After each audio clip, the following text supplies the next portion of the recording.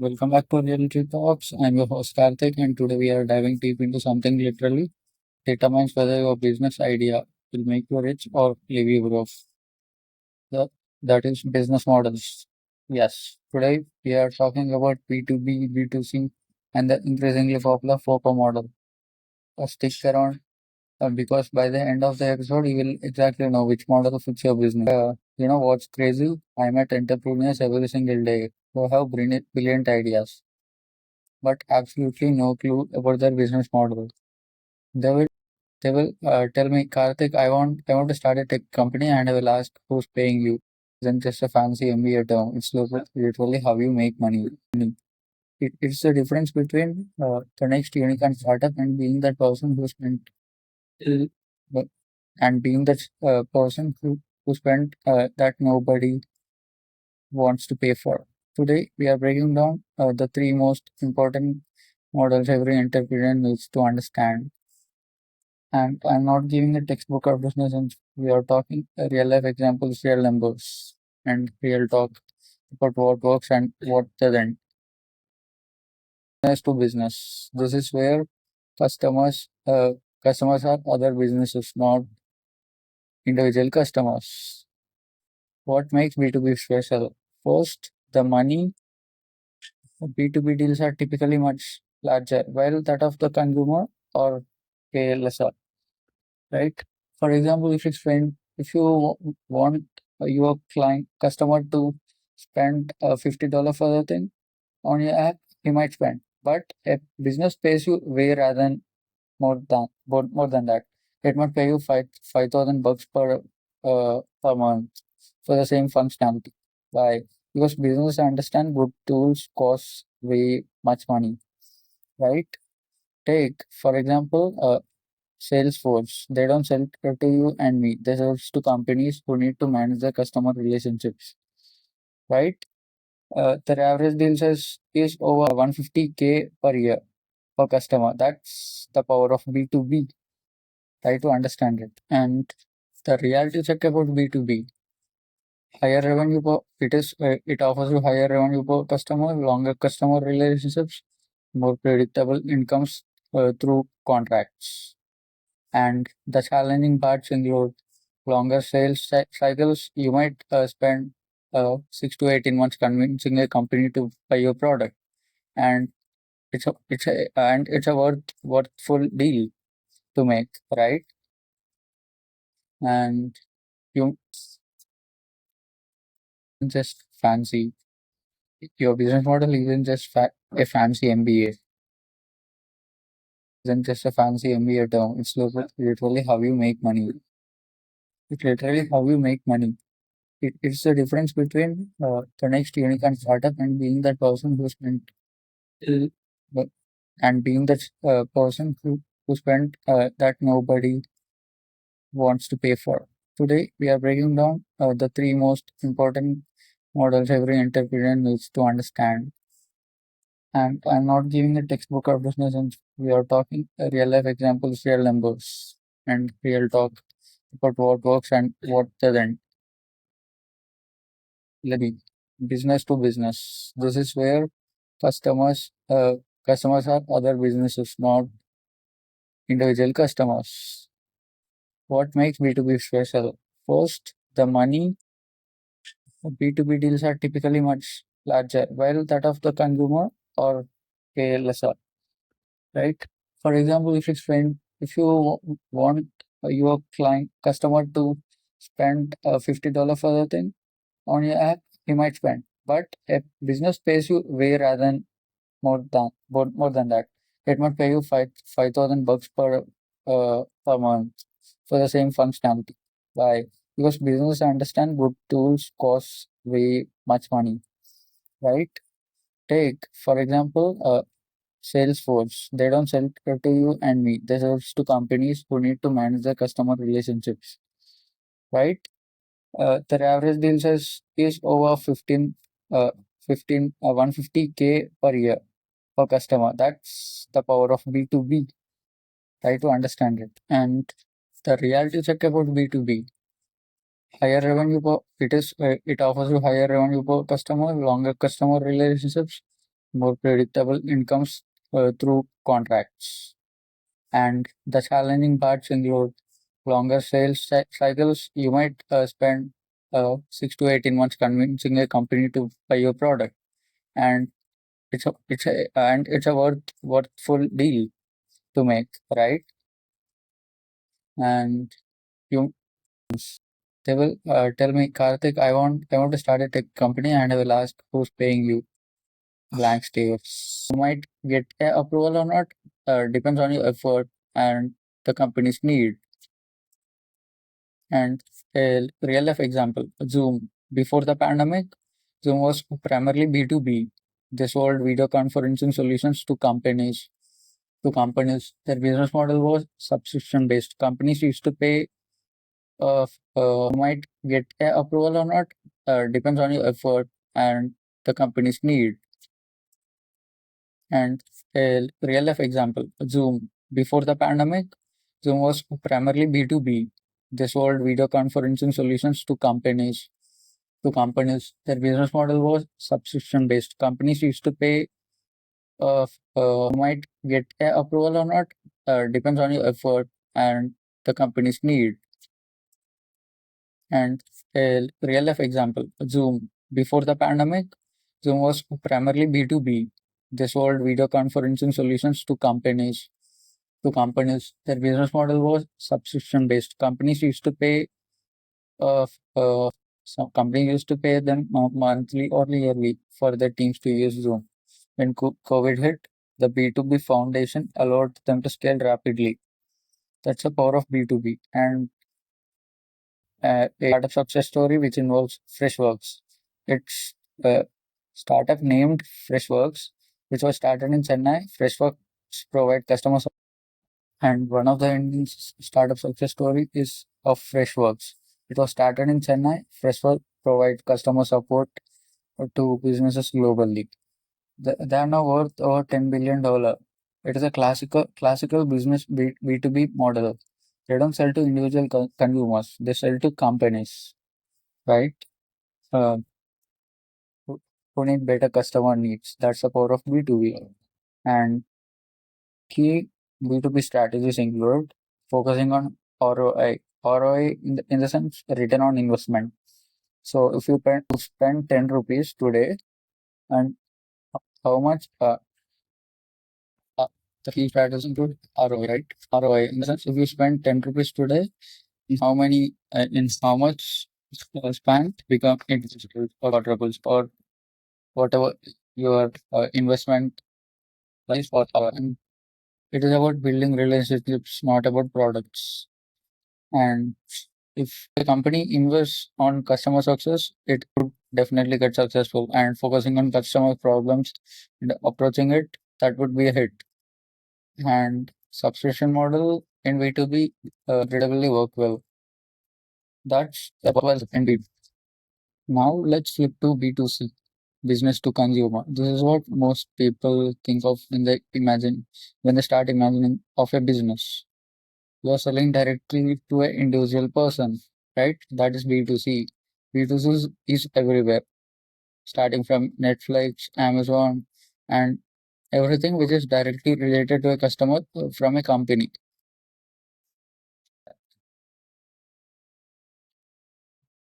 You are dealing with individual purchasing decisions, emotions, and personal needs. That is B2C. The number game. In B2C, numbers matter really. I mean, that is affordability. Making a minimum viable product is a key in B2C, and that is where people get admired to a brand and start purchasing their stuff. Otherwise, things won't work in B2C. That is a key factor because of success of many B2C business models, right? And that one of the real examples, Swiggy or Zomato, the food delivery platform chains in India. They they purely provide B2C services directly linked to through restaurants and stuff. They also provide subscription services like Zomato Pro for fast delivery and some other thing.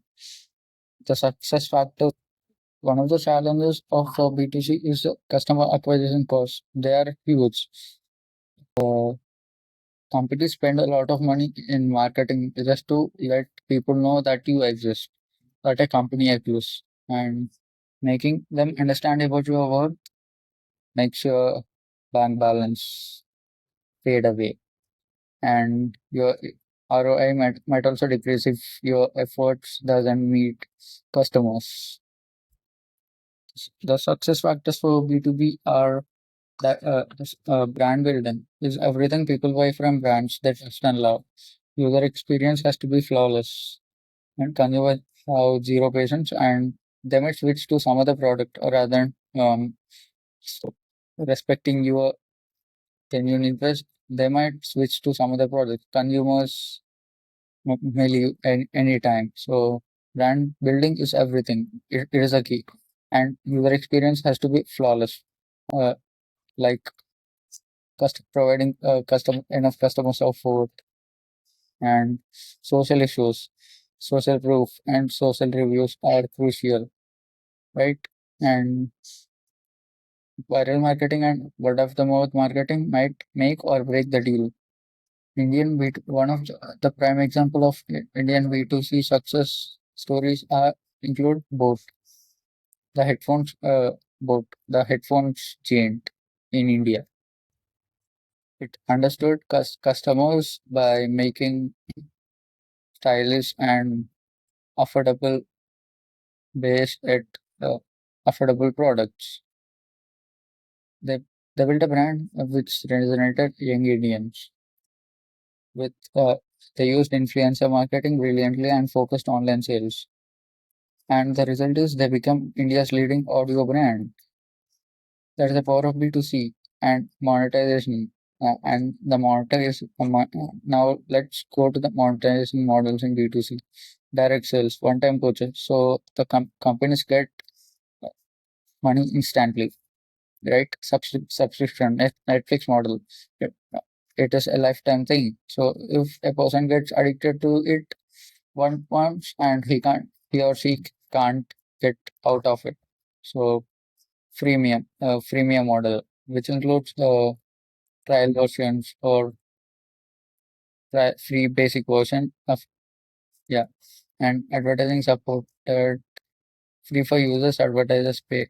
Yeah, marketplace commission, Amazon model, affiliate model, and some other stuff. Here's what it gets interesting. It's FOCO, franchise owned, company operated. This model is revolutionizing how business works in India. What exactly is FOCO? FOCO traditional franchising. You give someone your brand, they invest their money, run the business, and pay you a percentage.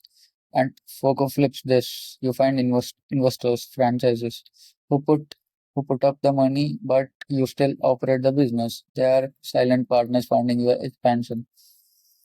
That is a prime reason why many FOCO-based businesses are succeeding. For example, Zudio. Zudio is a marketing giant operated by uh, Tata Apparel, and it is based on a FOCO based at affordable pricing. Why FOCO is brilliant? So, why FOCO is brilliant? Think about it. You will get the capital to expand and without any limits. And yeah, and if you the FOCO, the company which operates runs that business, and the person who have invested that money get some share out of has to pay a share to that company, operating company who runs that FOCO model. And this is the thing. As I said before, Zudio is a disruptor in FOCO model. So we just currently building a lot of ventures in it at affordable pricing segment. So why FOCO works in India?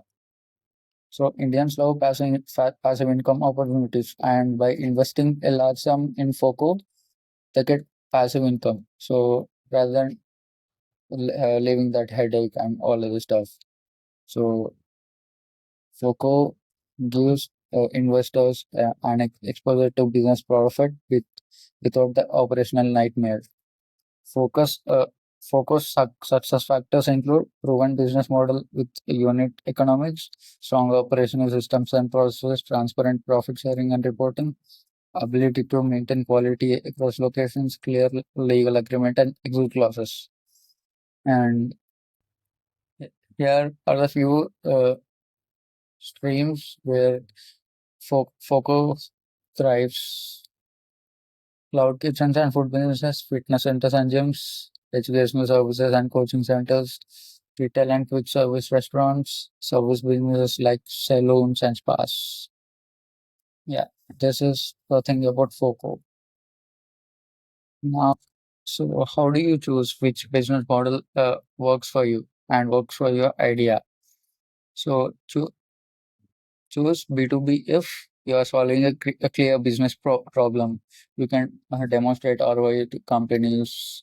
You are comfortable with longer sales cycles. You want predictable and recurring revenue.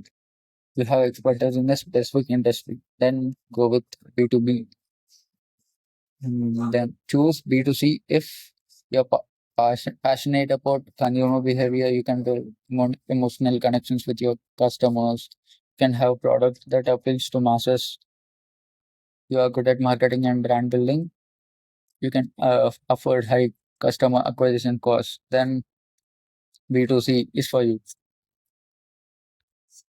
Choose FOCO if you have a proven. Choose FOCO if you have a proven and profitable business model. You need capital for expansion but want to retain control. You can since you are in a location dependent business and that is the center of the city or wherever it is, wherever more crowd is there, and if you want to scale without a traditional funding. Yeah, this is how it works if you want to choose FOCO. And some of the hybrid approaches are many businesses use multiple models. Microsoft sell to businesses B2B and B2C. Many restaurants have company-owned stores and franchising models that works well. And my personal take is if you are starting out, B2B is often easier. Business why based on logic. So if you can solve their problem and show ROI, they will pay. B2C requires more marketing budget and brand funding. For early evangelist, it's gonna be huge, right? And FOCO is fantastic for scaling proven concepts, but you need to nail your business model first. Otherwise, nobody gonna trust you, right? Now, let's talk where people mess up. Copying without understanding. Just because Uber works doesn't mean Uber for X also works, right? Understand why a business model works, not just how it works, right? You need to know the background and learn things which are actionable. And ignoring mistake number two is ignoring unit economics. Your business model is only good if the numbers work. If it costs you 100 to acquire a customer, you who pays you rupees 80, you don't have a business. You haven't expensive hobby. First, learn to make a business profitable in a profitable way, right? Validating early. And the mistake number three is not validating early. Building your business model validation before you protect your product. Talk to potential customers, understand their willingness to a product, and check whether your product solves their problems or not, and test your assumptions. Switch mistake number four, switching models too quickly.